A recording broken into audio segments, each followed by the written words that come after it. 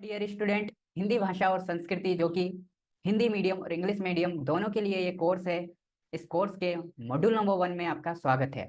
ये foundation course का हिंदी भाषा और संस्कृति का कोर्स है जो कि एनईपी फर्स्ट ईयर के स्टूडेंट के लिए है, जो कि BA, BCom, BBA, BCA, BSc, BSc home science और बीपीईएस के छात्र हैं। और ये इसका मॉड्यूल नंबर 1 है। आपने इंट्रोडक्शन पार्ट नहीं देखा है तो वो जरूर देखें। तो चलिए देखते हैं मॉड्यूल नंबर 1 में हम क्या सीखने वाले हैं। तो मॉड्यूल नंबर 1 में हम सीखने वाले हैं मैथिली शरण गुप्त। इन्होंने मातृभूमि कविता लिखी है। हम इस कविता के आईएमपी ऑब्जेक्टिव क्वेश्चंस देखने वाले हैं, क्योंकि आपका जो है ये कोर्स जो है इसका जो पेपर होता है वो केवल ऑब्जेक्टिव ओएमआर सीट पर होता है, इसलिए हम केवल ऑब्जेक्टिव देखेंगे। तो चलिए देखते हैं आपके ऑब्जेक्टिव को। तो देखिए यहाँ पर वस्तुनिष्ठ प्रश्न हिंदी मीडियम और इंग्लिश मीडियम दोनों में एक जैसे ही आएंगे। ठीक है, तो वस्तुनिष्ठ प्रश्न यानी ऑब्जेक्टिव प्रश्न। ठीक है, पहला है प्रस्तुत कविता के कवि को किस कोटि के कवि का सम्मान दिया गया है। तो किस कोटि के कवि का सम्मान दिया गया है यहाँ पर? इसका सही उत्तर जो है वो है सा, राष्ट्रीय कवि का यहाँ पर जो है यहाँ पर सम्मान दिया गया है। ठीक है, मैथिली शरण गुप्त को। इसके बाद यहाँ पर आपका ऑब्जेक्टिव नंबर 2 आता है रचना की वास्तविक संज्ञा बताइए। तो क्या है यहाँ पर रचना की वास्तविक संज्ञा यानी सही नाम कौन सा है? तो यहाँ पर सही नाम जो है वो है मैथिली शरण गुप्त सा वाला। ठीक है, नंबर 3 पर है प्रस्तुत कविता किस परिप्रेक्ष्य में लिखी गई है। यानी प्रस्तुत कविता, ये कविता किसके बारे में है?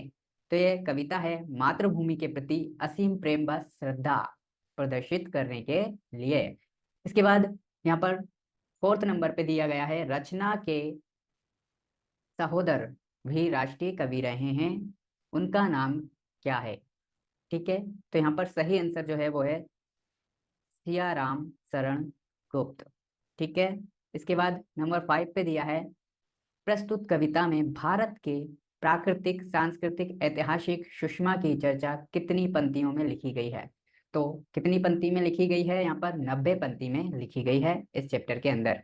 ठीक है, इसके बाद नंबर 6 पर यहाँ पर है मैथिली शरण की प्रस्तुत कविता उनके काव्य संग्रह स्वदेश संगीत के उद्धृत है, जिसका प्रकाशन काल था, यानी कौन से सन में वो प्रकाशित किया गया था। तो यहाँ पर है सही आंसर सा 1925। ठीक है, इसके बाद हम आगे बढ़ते हैं। यहाँ पर नीला है अंबर, इसका अर्थ क्या होगा? नीला आकाश। ठीक है, इसके बाद नंबर 8 पर जो दिया है वो दिया है कवि ने नीलांबर परिधान हरित तट पर सुंदर है के माध्यम से क्या बताया है। बताइए क्या बताया है? तो यहाँ पर बताया गया है दा वाला यहाँ पर सही है। हरियाली से युक्त धरती और नीले आकाश, नीले वस्त्र सुंदर प्रतीत होते हैं, ये कवि ने बताया है। ठीक है, आगे देखते हैं नंबर 9 पर सागर को मेखला क्यों कहा गया है। तो क्यों कहा गया है, इसका सही उत्तर जो है वो ये है दा वाला। मातृभूमि तीन तरफ समुद्र से घिरा हुआ है। ठीक है, यानी कमर बंद रूप में है। ठीक है, इसलिए उसे क्या है? मेखला वार है। ठीक है, इसके बाद 10 नंबर पे हम देखते हैं मातृभूमि की यशोगाथा का गुणगान कौन कर रहा है। पक्षी के समूह अपनी चहचहाट में मातृभूमि का गुणगान कर रहा है। इसके बाद नंबर 11 सूर्य व चंद्र के युगल किस आभूषण का रूप लेकर होगा? ये लेकर मिटल गया, लेकर मातृभूमि का सुशोभित करते हैं। ठीक है, तो इसका सही आंसर जो है वो है मुकुट। नंबर 12 जो है वो है मातृभूमि की समृद्धि का गुणगान किस सेवक के द्वारा किया जा रहा है। तो बताइए किस सेवक के द्वारा? पक्षियों के समूह के द्वारा। जब आप इस पूरी कविता का सारांश देखोगे तो आपको ये ऑब्जेक्टिव समझ में आएंगे। अभी आपको समझ नहीं आ रहे होंगे मैं क्या बोल रहा हूँ। ठीक है, तो सारांश वाला पार्ट जरूर देखना। इसके बाद यहाँ पर मातृभूमि में देश का मानवीकरण करके कवि ने उसे साकार ईश्वर के समान बताया है। माँ किस सिंहासन पर विराजमान है? बताइए किस सिंहासन पर विराजमान है। यदि आपने इसका सारांश देखा होगा तो आप बता पाएंगे। तो यहाँ पर सही आंसर है शेषनाग के फन रूपी सिंहासन पर। इसके बाद नंबर 14 है, इसमें है प्रस्तुत कविता के अनुसार। ठीक है, यानी जो ये चैप्टर है इस कविता के अनुसार सृष्टि के समस्त रिश्ते में सर्वोपरि रिश्ता किसे कहेंगे? बताइए क्या हो सकता है सर्वोपरि रिश्ता? तो यहाँ पर है माता और पुत्र का। ठीक है, माता और पुत्र का दा वाला यहाँ पर सही है। इसके बाद हम यहाँ पर 15 नंबर देखेंगे। भारत माँ को सगुण मोती सर्वेश की कहते हुए कवि हमें क्या क्या संकेत देना चाहता है? बताइए क्या संकेत देना चाहता है? तो यहाँ पर बा वाला सही होगा।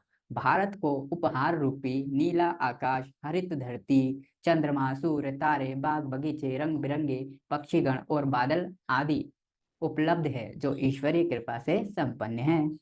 ये इसका सही उत्तर है। इसके बाद है मृतक समाज अशक्त विवश आंखों को कौन नीचे हुए धरती पर आया? बताइए कौन आया? कौन आता है यहाँ पर आंखों को बंद करके? यहाँ पर सा वाला आंसर होगा मानव शिशु। ठीक है। इसके बाद हम 17 नंबर देखते हैं। मातृभूमि विवश असहाय व प्राय निष्पन्द शिशु को किस रूप में संभालती है? बताइए मातृभूमि किस रूप में शिशु को संभालती है? तो यहाँ पर है मातृभूमि किस रूप में संभालती है? तो यहाँ पर है माता के रूप में भी संभालती है और माता मही यानी नानी के रूप में भी संभालती है। तो दोनों यहाँ पर सही होंगे। इसका सही आंसर होगा सा वाला, दोनों रूप में। ठीक है। इसके बाद 18वां हम देखते हैं। कवि भारतवासियों को किस कर्ज को चुकाने का संकेत दे रहा है? तो यहाँ पर हम देखेंगे सारे ही कर्ज को चुकाने का संकेत दे रहा है। यहाँ पर धरती जिस पर हम बचपन बिताए हैं, अंग्रेजों की दास्तां में है। ठीक है। इसके बाद सुख और दुख भारतीय परमहंस के समान रहकर तृप्त हैं, पर अब मातृभूमि को गुलामी से मुक्त करना है।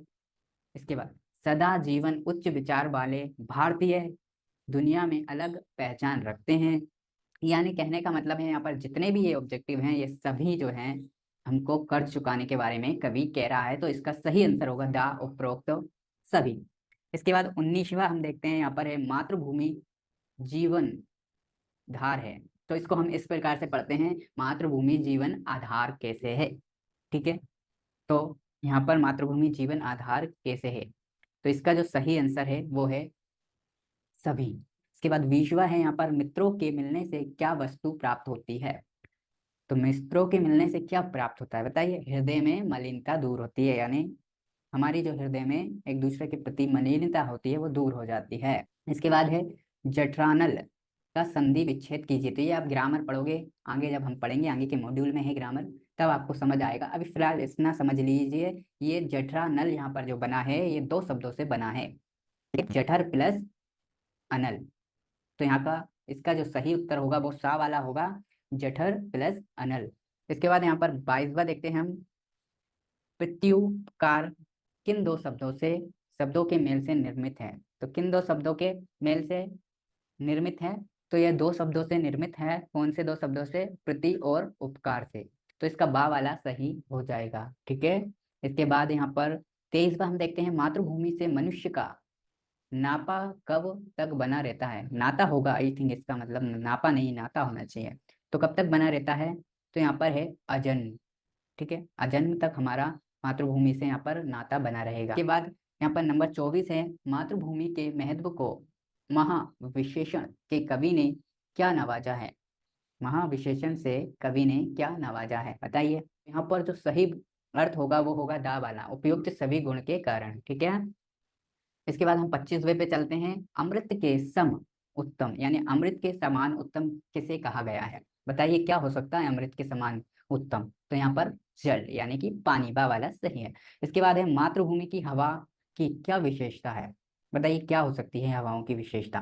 तो नंबर आ दिया है यहाँ पर, बे शीतलता प्रदान करती है, बिल्कुल। धीमी, उसमें धीमी खुशबू होती है, बिल्कुल। श्रम से थके भारतीयों को थकान मिटा देती है, बिल्कुल। इसका सही उत्तर है दा वाला, उपयुक्त सभी। इसके बाद 27वां है षट ऋतु। ठीक है। के क्रम को कवि ने अद्भुत क्यों कहा है? तो क्यों कहा है? यहाँ भी उपयुक्त सभी सही होंगे। इसके बाद हम यहाँ पर चलते हैं 28वें पे। मातृभूमि की कोमल हरितिमा की तुलना कवि ने किससे की है? ठीक है। आपको इस मॉड्यूल को देखने में परेशानी हो रही हो तो इस मॉड्यूल को थोड़ी स्पीड बढ़ा लीजिए, यूट्यूब ऑप्शन देता है आपको, स्पीड बढ़ा लीजिए। ठीक है। तो मातृभूमि की कोमल हरितिमा की तुलना कवि ने किससे की है? तो किससे की है बताइए, हरितिमा की तुलना किससे की है? ठीक है, मखमल की कोमलता से की है। उसके बाद है 29, यहाँ पे दिया है रात्रि काल में उदित चंद्रमा क्या करता है? ये सभी ऑब्जेक्टिव आपको याद करना है, या इस मॉड्यूल को एक बार फिर देख लेना, आपको बड़ी ही आराम से याद हो जाएंगे। ठीक है। तो यहाँ पर रात्रि में उदित चंद्रमा क्या करता है? क्या करता है रात्रि में उदित चंद्रमा? चंद्रमा मातृभूमि पर पवित्र चांदनी की वर्षा करता है। सही जो आंसर है वो आ वाला है, चंद्रमा मातृभूमि पर पवित्र चांदनी की वर्षा करता है। ठीक है, इसके बाद हम आगे बढ़ते हैं। यहाँ पर 30वां यहाँ पे दिया है सूर्योदय, इसको हम सूर्योदय पढ़ते हैं, के साथ महत्वपूर्ण कौन सी घटना घटती है? तो क्या होता है, अंधेरा खत्म हो जाता है सूर्योदय होते ही। तो यहाँ पर बावाला सही है। मातृभूमि को वसुधा क्यों कहा गया है? ठीक है, क्यों कहा गया है बताइए? वसुधा इसलिए कहा गया है क्योंकि वो हमारे लिए बहुत सारे कार्य करती है। जैसे कि यहाँ पे दिया है ये फल फूल धारण करती है, ये दुर्लभ जड़ी बूटियां धारण करती है, ये विभिन्न रत्नों की ये खान है। ठीक है, अनिवार्य सभी वस्तु यही प्राप्य है ही। ठीक है, तो ये हमारे लिए बहुत सारे काम करती है, इसलिए इसे वसुधा कहा गया है। यानी यहाँ का सही आंसर जो होगा वो सभी होगा, दा वाला। इसके बाद यहाँ पर 32वां आ जाता है। यहाँ पर मातृभूमि की पर्वत श्रृंखला किस प्रकार की है? बताइए किस प्रकार की है मातृभूमि की पर्वत श्रृंखला? पढ़ा है ना ये चैप्टर, मॉड्यूल देखा है ना आपने? नहीं देखा तो मॉड्यूल देखो, तभी तो ऑब्जेक्टिव समझ आएंगे। ठीक है, तो यहाँ पर मातृभूमि की पर्वत श्रृंखला किस प्रकार की है? तो दूर दूर तक फैली हुई है। इसका सही है, दूर दूर तक फैली हुई है। ठीक है, इसके बाद है 33, बादल मातृभूमि का श्रृंगार कैसे करते हैं? तो कैसे करते हैं बादल मातृभूमि का श्रृंगार? ठीक है, तो बा वाला यहाँ पे सही है। इसके बाद 34 यहाँ पर मलय पर्वत से आने वाली हवाएं क्या करती है? बताइए क्या करती हैं ये हवाएं जो मलय पर्वत से आती हैं?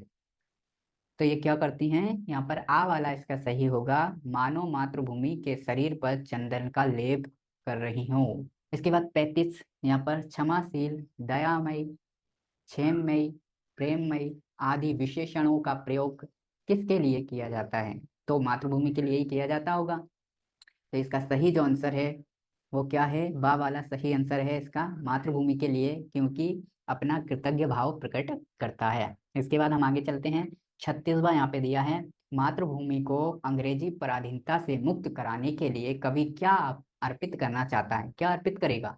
शीश अर्पित करेगा। ठीक है, इसके बाद यहाँ पर 37वां दिया है, कवि लज्जित क्यों है? बताइए कवि लज्जित क्यों है? क्योंकि दुर्बलतावश शीश अर्पित नहीं कर पाया। तो शाह वाला यहाँ पर सही है इसका।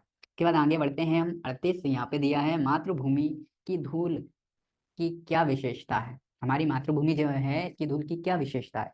तो इसकी विशेषता ये है कि क्रूर लोग, यानी जो बहुत गुस्से वाले, क्रूरता रखने वाले जो लोग हैं, क्रूर लोग क्रूरता त्याग देते हैं, उसमें भक्ति भावना जागृत हो जाती है। वह वाला यहाँ पर सही है।